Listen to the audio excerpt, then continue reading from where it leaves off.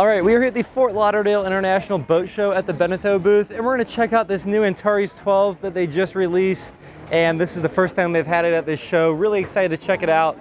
Always been a fan of these Beneteau products, especially this Antares lineup. So we're going to start here aft as we always do.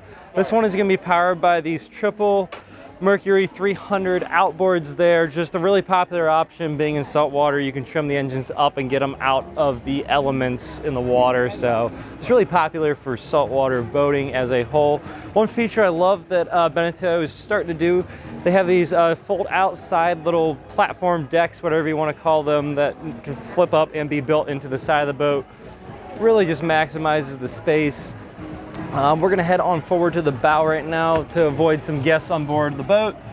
Really spacious side deck for a boat like this, to be honest, and the handrail is between knee-high and waist-high. For me, it's 6'1", so you still feel really secure and sturdy in this thing.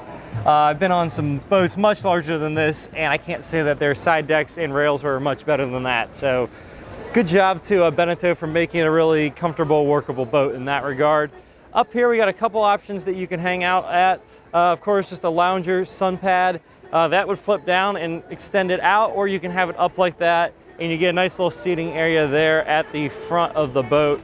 Of course, there's your windlass, anchor, rode, all that good stuff, storage and stuff, and access to the road is in those compartments there.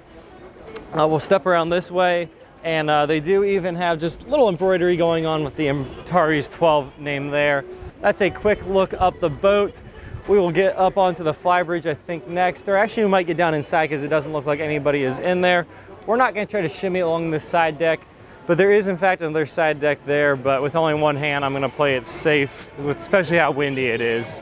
One item of note, do get some sound systems up here in the bow area on this boat. So we're going to head right back down this side deck. And I will note, if we hadn't, actually, you know what, we're gonna start off, we're gonna go through this little side door that goes right into the helm, and we can check out the aft cockpit on our way up to the Flybridge. So we're gonna step in here, flip around. I'm gonna close this door behind me to keep their air conditioning in, and we're greeted by these twin Garmin glass displays they've got going on here.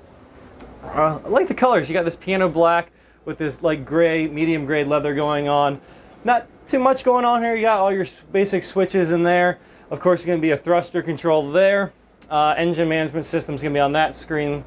Up here, you're just going to have your joystick control and your traditional digital twin throttles going on there. And that is actually the newer version of the Mercury one.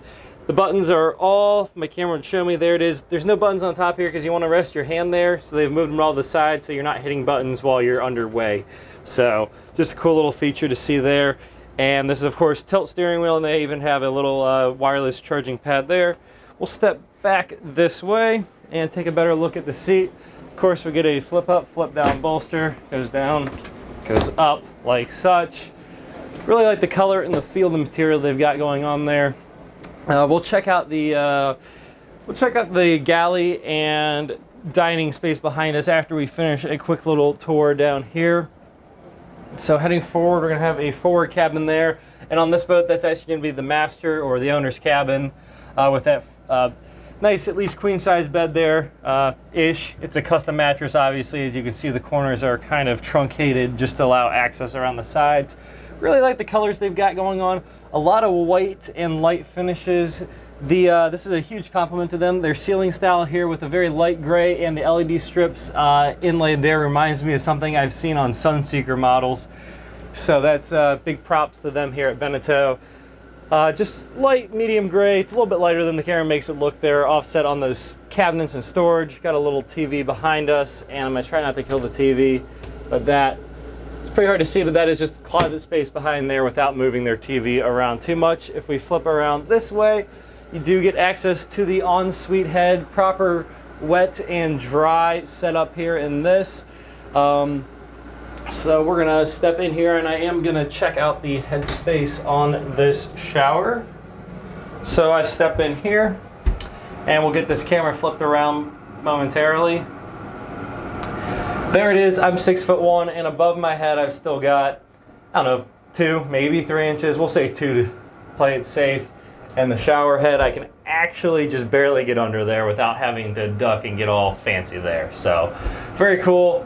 I know when you get into boats this range, it's kind of hit or miss if someone over 6 foot can comfortably use the shower, and yes, you can in fact do that on this Antares 12. So we'll just come here, close that shower door behind us there, and step on out. Again, I like the colors. They got this nice medium wood finish, some mirrors, and white, just to make the space feel real open. So if we step back out here into this little hall space, to our right we are greeted by the head for the rest of the boat. So the other two cabins would share this and would also be your day head. This one is not a wet and dry, it is a combined wet head there, so your toilet and shower are going to be in the same compartment, while your vanity does in fact stay out here on this one. So it's like 3/4 wet dry, I guess you could say. But anyway, similar styling to the other ensuite head in the master cabin. And then when we look back this way, this side we've got a twin berth hiding in here. A little bit of space and storage off to the side. And you get some natural light through the hall side windows there. Hiding behind this is just gonna be a closet, so you get some hanging space and some shelves as well in there. And of course you get your climate control and light switches for this cabin. And if we flip around this way here, we'll get down in here. Very similar setup. Currently set up as just a single berth. You can slide this all over and it would look just like the other guest cabin, and you'd be able to sleep 2 in here as well. Depending on people, they may choose just to use it as storage. Behind there is going to be just some closet space, and above here, we're not going to open it up, would just be access to the back of the Helm electronics panel. So we're going to come back up through here. I forgot the note because there's just like this grass sea mat type snap-in flooring that they've got going on here. Looks really cool. It's got this nice little pattern to it with the dark and the light to create some stuff and whatnot in there. I really like this gray cabinetry they've got going on here in the galley space. And then you've got just a nice clean near white finish. Of course, you can see that TV's up there. That would retract, but that is there because you could sit in this dining area, lounge area, whatever you want to call it. This table would flip out. This one's in, that one's out right now, so you can kind of see what that looks like. But comfortably, you could probably fit, I'd say, you could dine 4 people around that table, probably 5 pretty comfortably. We're going to work our way back here. And there's just another look at the galley. So you got your Kenyan glass stovetop, got a Miele oven, and you're going to have your refrigerator freezer unit there. And then you got a bunch of stuff going on there. This is a Seakeeper, equipped boat. So that's going on there. It's not even on right now, or else that would be lit up blue. It looks kind of blue in the camera, but I assure you that's grayed out at the moment.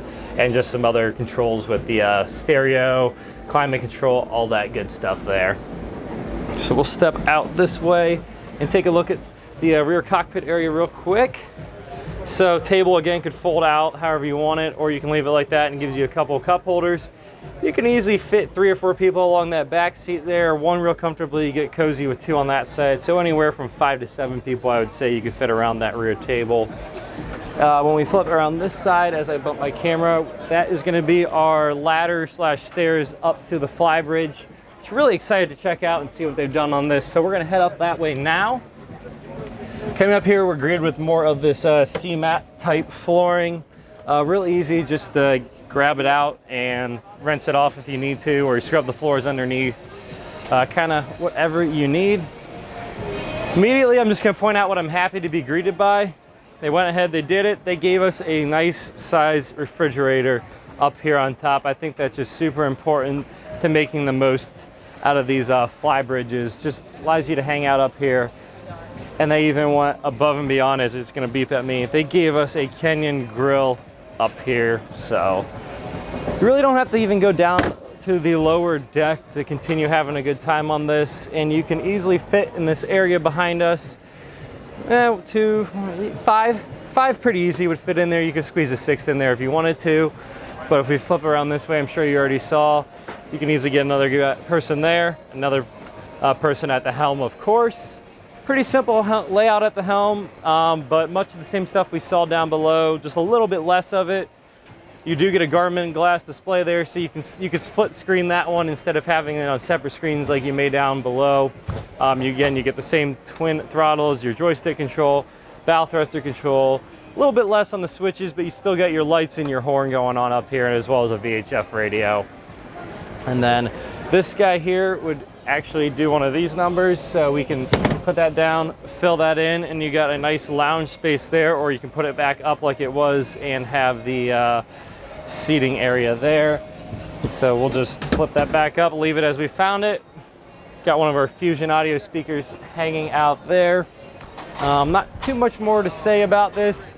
Does have the bimini above us, of course, so it's pretty expansive, covers the whole thing, keeps you out of the weather.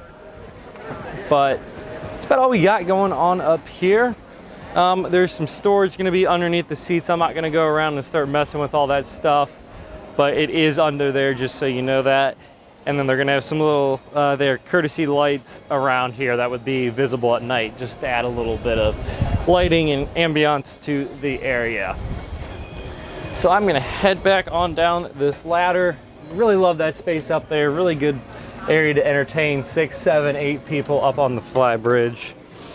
And then we're gonna scoot on down this side deck, and I think we're gonna finish up at the front of the boat. Really cool. They've done a good job pretty much making this mostly glass down the side here. They didn't go ahead and do it down there because you're gonna have your galley area there anyway, so just a little economical choice there, nothing wrong with that. And it wouldn't even really be visible from behind the side deck anyways, but I think we're gonna see what it's all about up in this cool little seat at the front of the boat to finish up this tour.